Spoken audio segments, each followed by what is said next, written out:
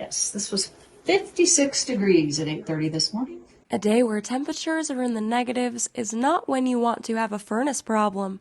Unfortunately, cold weather makes a lot of heating issues pop up. A lot of times it's due to several things. It can be old equipment. It could also be just the simplest things like filters need to be changed, but it definitely can impact people's cozy plans for a cold winter day.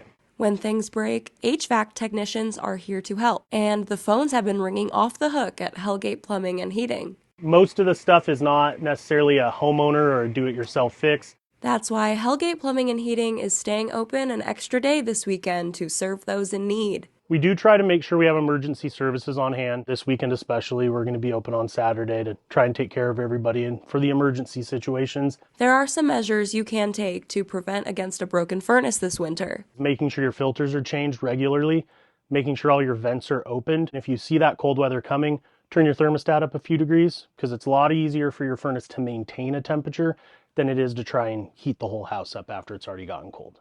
Jill's furnace is working again and Hellgate is on to their next repair. However, as we move through this cold snap, we'll have all the weather updates and tips right here on KPAX. In Missoula, Emily Brown, MTN News.